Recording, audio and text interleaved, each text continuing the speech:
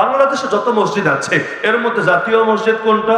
বাইতুল মুকাররম। সেখানে পর্যন্ত মসজিদ আল্লাহর ঘর, যেখানে চিৎকার চেঁচামেচি করাও কিয়ামতের আলামত। হাদিসে আছে মসজিদের মধ্যে জোরে জোরে কথাবার্তা বলা, যেমন অনেক কথিত সভাপতি বলে, অনেক কথিত সেক্রেটারি বলে, অনেক কথিত পাতি নেতা বলে, কিছু কিছু এলাকার অবুঝ মুরব্বী টাইপের জোয়ান টাইপের লোকেরা পর্যন্ত বলে।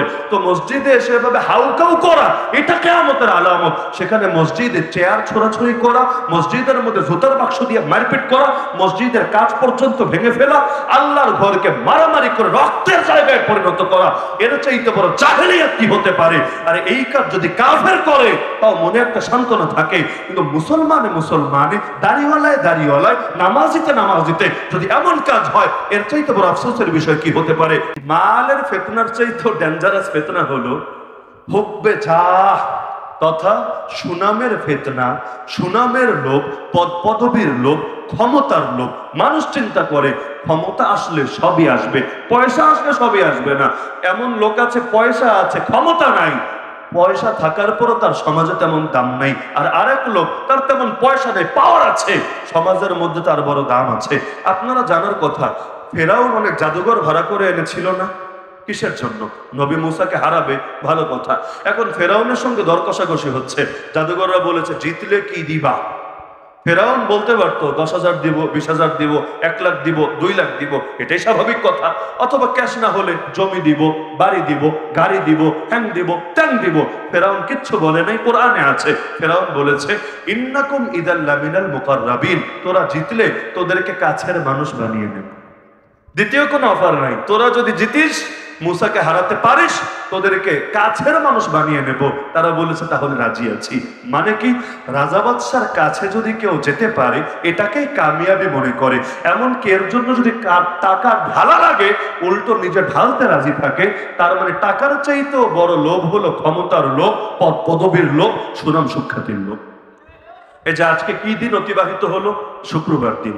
সপ্তাহের মধ্যে সবচাইতে দামি দিন কোনটা? এই শুক্রবার দিন। এবং দুনিয়ার মধ্যে সবচাইতে দামি জায়গা কোনটা? আল্লাহর ঘর, মসজিদ। বাংলাদেশে যত মসজিদ আছে এর মধ্যে জাতীয় মসজিদ কোনটা? বাইতুল মুকাররম। সেখানে পর্যন্ত মসজিদ আল্লাহর ঘর, যেখানে চিৎকার চেঁচামেচি করাও কিয়ামতের আলামত। হাদিসে আছে মসজিদের মধ্যে জোরে জোরে কথাবার্তা বলা, যেমন অনেক কথিত সভাপতি বলে, অনেক কথিত সেক্রেটারি বলে, অনেক কথিত পাতি নেতা বলে, কিছু কিছু এলাকার অবুঝ মুরব্বী টাইপের জোয়ান টাইপের লোকেরা পর্যন্ত বলে। তো মসজিদে এসে এভাবে হাউকাউ করা, এটা কিয়ামতের আলামত। সেখানে মসজিদে চেয়ার ছোড়াছুড়ি করা, মসজিদের মধ্যে জুতার বাক্স দিয়ে মারপিট করা, মসজিদের কাজ পর্যন্ত ভেঙে ফেলা, আল্লাহর ঘরকে মারামারি করে রক্তের জায়গায় পরিণত করা, এর চাইতে বড় জাহেলিয়াত কি হতে পারে? আর এই কাজ যদি কাফের করে তাও মনে একটা সান্ত্বনা থাকে, কিন্তু মুসলমানে দাড়িওয়ালায় নামাজিতে যদি এমন কাজ হয়, এর চাইতে বড় আফসোসের বিষয় কি হতে পারে? তাও যদি দিন রক্ষার জন্য হয়, যে কাফেররা এসেছে, নাস্তিকরা এসেছে মসজিদ ভাঙবে বলে, আমরা গিয়েছি, ওদেরকে মেরে হলেও আল্লাহর ঘরকে হেফাজত করতে হবে। তাহলে যদি রক্তের সাগরও বয়ে যায় মসজিদে, আলহামদুলিল্লাহ সুম্মা আলহামদুলিল্লাহ, গর্বের বিষয় বটে। কিন্তু কে নিয়ে লড়াই? কে খতিব হবে, কে খতিব হবে, কে নিজের গতি ধরে রাখবে? আরে খতিব হলে কি হবে? কয় পয়সা বেতন তোমার কপালে জুটবে, পয়সা তো এসব বিষয় না, কিন্তু নাম হবে, সুনাম হবে, সুখ্যাতি হবে, গোটা জাতি বলবে উনি জাতীয় মসজিদের খতিব। এটা ছাড়া আর কি ভিন্ন ব্যাখ্যা দাঁড়াতে পারে? জিন্দগিতে আপনি ভিন্ন কোনো ব্যাখ্যা এনে এখানে দেখাতেই পারবেন না। একমাত্র ব্যাখ্যা এটাই হতে পারে যে তার একটা পদ লাগবে। পদ কি কম আছে? আল্লাহ এমন ব্যক্তির পুত্র বানিয়েছে, আরে যার পুত্র হওয়া কি দূরের কথা, যার জীবনে একবার যারা দেখেছে তারা পর্যন্ত গর্ব করে। ফরিদপুর যান, গোপালগঞ্জ যান, ওখানকার স্থানীয় মানুষরা পর্যন্ত গর্ব করে। আলহামদুলিল্লাহ, শামসুল হক ফরিদপুরের এলাকার লোক আল্লাহ তৌফিক দিয়েছে।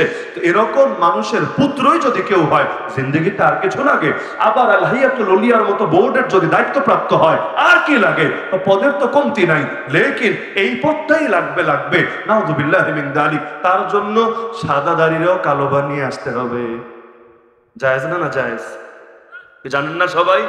দাড়িতে লাল মেহেন্দি লাগাতে পারবেন, এটা সুন্নাত, কিন্তু সাদারে কালো বানাবেন কি লেগা? মানুষকে বোঝানোর জন্য আমি জুয়ান, আমি বুইড়া না। কেন? বিয়ের আরেকটা করার ইচ্ছা? আরে এমনই তো বিষয়টা, এটা তো স্পষ্ট নিষেধ। বুড়া মানুষ কিছুতেই কালো কলপ লাগাতে পারবে না। কষ্ট নেন না, কষ্ট নিয়েন না। এতে যদি বুড়া বয়সে কচি একটা বিয়া করেন তাও পারবেন না। হারাম তো হারামি, না জায়েজ তো না জায়েজই। তো সেখানে সাধারণ মানুষ করলে জায়েজ না, হুজুর মানুষ করলে তো জায়েজ। কে জায়েজ না জায়েজ? জায়েজ না জায়েজ? নিঃসন্দেহে না জায়েজ। গোপালগঞ্জ থেকে ভাড়া করে গুন্ডা আনতে হবে ঢাকায় মারামারি করার জন্য, তাও মসজিদের মধ্যে মারামারি করার জন্য। আরে মারামারি যদি করতে এতই মনে চায়, পুরান ঢাকায় যান, সদর ঘাটে যান, মারামারির স্পট কি কম আছে? বেশি এসকো থাকলে ব্রাহ্মণবাড়িয়ায় চলে যান, আরো বেশি এসকো থাকলে নরসিংদীর চরে গিয়ে হাজির হন, টেডা নিয়ে যান, ওখানে লড়াইয়ের জন্য মানুষ প্রস্তুত আছে। কত এসকো আছে গোপালীদের, তারা গিয়ে সেখানে এসকো ঝাড়তে থাকুক না। গোপালী বলে না, দুষ্টুমি করে আর কি, গোপালী গোপালী আন্দোলন পর্যন্ত করে, নেত্রীকে ফেরত চাই, রামদা নিয়ে বের হয়ে গিয়েছে, আর্মির গাড়িতে পর্যন্ত আগুন ধরিয়ে দিয়েছে। নেত্রীকে ফিরিয়ে আনতে হবে যে কোনো মূল্যে বাংলার মাটিতে। আমাদের মধুপুরের পীর সাহেব হুজুর, আল্লাহ হুজুরকে নেখায়াত দান করুন, হুজুর বাইতুল মোকাররমের সামনে বয়ানের মধ্যে স্পষ্ট বলেছেন, হারে গোপালীরা আমরাও চাই, তোদের দাবির সাথে একমত আছি, কোন রকম দেখ আন্দোলন করে নেত্রী আবার ফিরিয়ে আনতে পারিস নাকি। কারণ নেত্রী যদি চট করে খালি ঢুকে পড়ে, আমাদের ভেতরে ফট করে জ্বলে উঠবে। তাহলে এই যে মারামারিটা হলো, বিশাল একটা যেটি হলো, শুধু আজই নতুন হয়েছে এমন না, ভুল ভাই সবার দ্বারা হতে পারে, আমারও পারে, আপনারও পারে, কিন্তু কারো গোটা জীবনটাই যদি ভুলে ভুলে কাটে, এর চাইতে আফসোসের বিষয় কি হয়? আমি মনে করি বাংলাদেশ যতদিন থাকবে, আমাদের কওমি আলেমদের জন্য একটা লজ্জার বিষয় হয়ে থাকবে যে শুকরানা মাহফিলের স্টেজে এই ভদ্রলোকই শেখ হাসিনাকে কওমি জননী বলে ঘোষণা দিয়েছে। কওমি জননী বুঝেন? কওমি জননী হলো উম্মুল মাদারিসিল কওমিয়া, দারুল উলুম দেওবন্দ। জননী মানে আম্মা, আম্মা মূল। তাহলে যত কওমি মাদ্রাসা আছে, সব মাদ্রাসার উম্মুন বা মাদার বা মূল কেন্দ্র কোনটা? দারুল উলুম দেওবন্দ। এজন্য যে কোনো আলেমকে জিজ্ঞাসা করেন উম্মুল মাদারিসিল কওমিয়া, কওমি জননী কোনটা, তারা বলবে দুনিয়ার বিবেচনায় দেখলে দারুল উলুম দেওবন্দ, বাংলাদেশের বিবেচনায় দেখলে আল জামিয়াতুল আহলিয়া, দারুল উলুম মঈনুল ইসলাম, হাটহাজারী মাদ্রাসা, এগুলো কওমি জননী। তো এতদিন চিন্তাম কওমি জননী তো একটা বিল্ডিং, একটা প্রতিষ্ঠান, একটা মাদ্রাসা, সেখানে আসতো একটা মহিলারা বানিয়ে দিল কওমি জননী। আরে এক মানুষ কয় জিনিসের জননী হবে রে ভাই? তিনি নাস্তিকদেরও জননী হবেন, শাহবাগীদেরও জননী হবেন, চোরদেরও জননী হবেন, দালালদেরও জননী হবেন, জালেমদেরও জননী হবেন, সবার জননী হবেন, আবার কওমিদেরও জননী হবেন।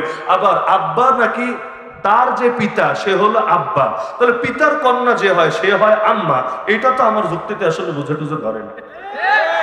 আব্বার মেয়ে আবার আম্মা হয় কিভাবে রে ভাই? এটা কোন দেশের বিজ্ঞান? আপনাদের মাথায় ধরে?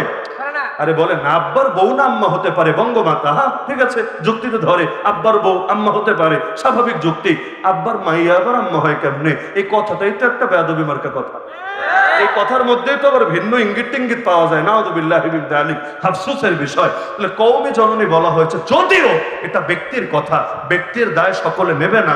আফসোসের বিষয়, এটা অবশ্যই আফসোসের বিষয় যে সেদিন কারো হিম্মত হলো না মুখের সামনে কথাটার প্রতিবাদ করা। দরকার ছিল যত বড় ব্যক্তি হোক, কিন্তু হকের চাইতে কেউ বড় না, দ্বীনের চাইতে কেউ বড় না। আমার সারা জীবন কষ্ট থাকবে দুইটা জিনিস নিয়ে। ওই মঞ্চে বলা হয়েছিল শাপলা চত্বরে কেউ মরে নাই, শাপলা চত্বরে মরে নাই, শাপলা চত্বরে মরে নাই। যদি ওরা বলতেই চায় মরে নাই, আমি মনে করি ওদের সব কয়টারে মেরে কবরস্থ যেদিন করা হবে, সেদিনও জাতি বলবে কিছুই হয় নাই, সব স্বাভাবিকই আছে, আর অন্য একটু মাটির নিচে শুয়ে পড়েছে। সমান সমান সমান সমান, পেলে সবাই পাবে, না পেলে কেউ পাবে না। শাপলা চত্বরে যদি কেউ না মরে থাকে, তোরাও কেউ মরিস নাই, তোরাও সবাই স্বাভাবিক আছিস। একেবারে কালামানিক থেকে শুরু করে দরবেশ সব স্বাভাবিক আছে, কারো জিনিসপাতিও ফাটে নাই, কাউরে ধৈরা জেলখানেও ঢুকানো হয় নাই, সবাই সুস্থ স্বাভাবিক বহাল করিয়াছে আছে। এই কথারও প্রতিবাদ হয় নাই, কওমে জননীর প্রতিবাদ হয় নাই। কওমে জননী দাবি করার পরে তারপর নির্বাচনের জন্য মনোনয়নের চেষ্টা করেছে, এমপি হবে এমপি, কিন্তু নজর ভালো পড়ে নাই, এমপি দিতে রাজি হয় নাই। লাস্টে গিয়ে চিন্তা করেছে এমপি দিলাম না, তাহলে ছেলেটারে খতিব বানায় দিই। আগে ছিল বেদাতি আর খতিব, এই তুলনায় ভালো আলহামদুলিল্লাহ, বেদাতির চাইতে অন্তত ভালো। দালালি করুক আর চাটাচাটি করুক আর যাই করুক, অন্তত মানুষের ইমান আমল তো হুমকির মুখে ফেলবে না। আলহামদুলিল্লাহ বলেছে সকলে, চিন্তা করেছে মন্দের ভালো তো বটে, লেকিন আজকে যা হয়েছে আমি মনে করি জীবনে সারা জীবন বসে যা কামিয়েছে, আজকের একদিনের ঘটনাই সব বরবাদ করে দিয়েছে।